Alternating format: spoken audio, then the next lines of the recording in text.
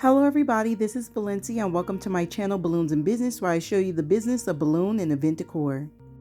So recently, one of my favorite people, my cousin Tiara, passed away. She was one of the most sweetest and caring people I knew and very supportive of my balloon business. The family was holding a memorial in her memory, and I decided to make her a mini balloon garland wrapped around a picture easel. I want to show you guys how I made this because this is a popular balloon design that is used at a lot of events, from weddings to baby showers to birthdays. So if you want to see how I made this, just stay tuned. So as you can see in the video, I'm just blowing my balloons up 2 at a time. I'm rounding them out by pressing the top and releasing air from the bottom, and then I'm double tying these balloons together into dupes. Most of the balloons I used were 11-inch, but I did add a couple of 18-inch black balloons and an 18-inch red balloon into the mix. So just a couple of days ago, I decorated a birthday party that required black and silver balloons. So I decided to recycle some of those balloons. Since I'm using Sempertex, which is a quality brand, the balloons will hold up well when recycled. Of course, I always use brand new balloons when making garlands for paid clients, but since this is a donated project, I decided to use recycled balloons. So I'm going to twist 2 dupes or 4 balloons together into clusters. And so that's one cluster that was 18-inch balloons and 11-inch balloons, but most of my clusters will be just 11-inch balloons. And then there are 2 ways to connect your clusters. You can use a 260 balloon, which is what I'm using right now. I'm tying the ends together to make like a rubber band, and you guys have seen me use this many times before if you watch my videos. I'm going to wrap it around 2 balloons in the cluster, and then I'm going to add the other cluster and wrap that same 260 around 2 more balloons in that same cluster to connect them. Now the other method you can use, and right now I'm just taking the 260 off of my clusters right now to show you the other method, is the necktie method. So you're going to take 1 neck and 1 balloon in 1 cluster, stretch it out, take another neck and 1 balloon in another cluster, stretch that out, and tie them together. And this is how I'm going to be connecting the clusters in my mini balloon garland today. I like that very tight, neat fit when you do neck to neck.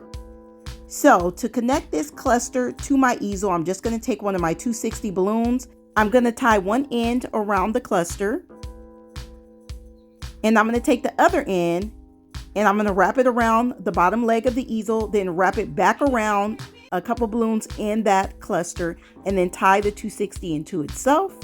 And I'm just showing you how I did that. And then now I'm going to be connecting my clusters by tying the necks together, as I mentioned before. You can also use that 260 method, which is why I showed you, but I'm just connecting clusters of 4. And I'm doing this in a pattern that makes black and red the most prominent colors, with the silver being an accent color. So when you're wrapping these balloons around your easel, you want it to go in kind of like an S shape. So I'll start on one end, at the bottom of one end of the easel. It'll wrap around the back, and then it'll come up the top of the easel. As I'm connecting my clusters and wrapping the balloon garland around, I'm also tying it to the easel to make sure that it's on there nice and secure. And when I'm tying it onto those front 2 bars, not the back bar that you adjust to make the easel stand, only the front 2 bars. Now, as I'm going up, you can see I'm going to start wrapping around that front. Now, at the very top of this balloon garland, I want it to look like it is decreasing in size and getting smaller. So I'm taking some black balloons and I'm underinflating them. The first 2 dupes I underinflated to maybe about 8 inches. Now I'm underinflating to about 7 inches. Then I'm taking another dupe under and inflating it to about 6 inches, and then another one and underinflating it to about 5 inches. So I'm just kind of decreasing the sizes by 1 inch with each dupe. And so I just want to make it look like it's decreasing in size gradually to get it a nice little peak at the top.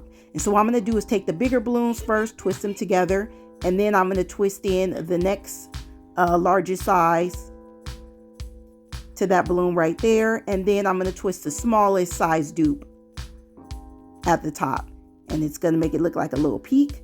And then I'm just going to tie that to that balloon garland, tie that in there, and I'm just twisting it so it looks like it's going in the opposite direction. Remember, I'm making it look like a little S, like a swirl shape. So now I'm adding some more silver. I'm twisting a dupe into that silver cluster right there because it's behind the picture and I really want you guys to see the silver. And then I'm adding a small silver cluster at the bottom, and I'm just going to rearrange it so that you don't see that gap between the black and the silver, and it lays nice and neat.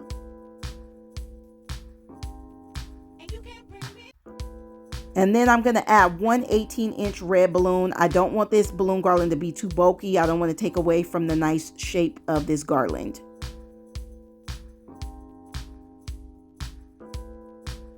Now I'm adding my 5-inch decorators. I'm going to blow them up with 2 pumps each, tie them together into dupes, and I'm going to twist 2 dupes together and get a half of a 260 balloon, tie it to my cluster, and then wrap it around the balloon in the balloon garland and tie the 260 into itself. And that's how I'm adding my 5-inch decorators.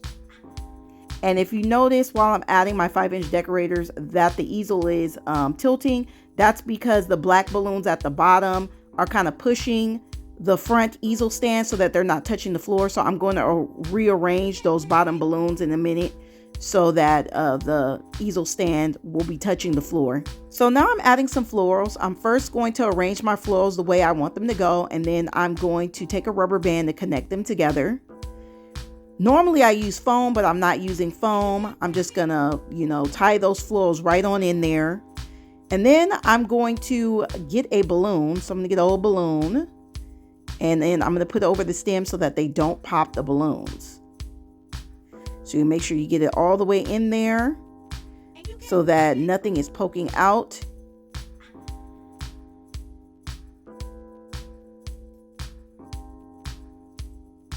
So once I got it the way I want it, I'm going to take a 260. I'm going to tie one end around my floral arrangement.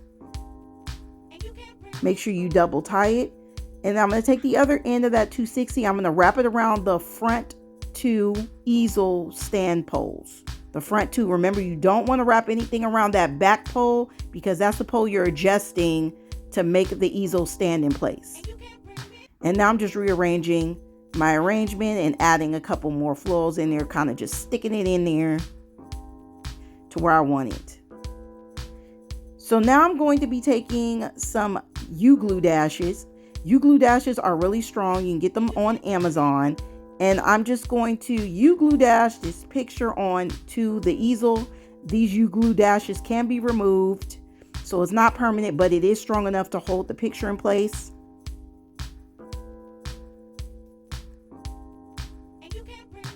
And here is the finished product. I did use some balloon shine to reshine these balloons, freshen them up so they look nice and new. If you want to know what balloons and balloon shine I use, just check the link in the description box below this video and I will list it there for you guys. If you enjoyed this video and found it helpful, go ahead on and follow, and please subscribe. And if you want to see how I transported this garland, I just laid it down in the back of my Toyota Sienna. I took the picture off so it wouldn't pop the balloons in transport. And it was very easy to just grab the easel and take the balloons out of the back of my truck. And here it is at the church.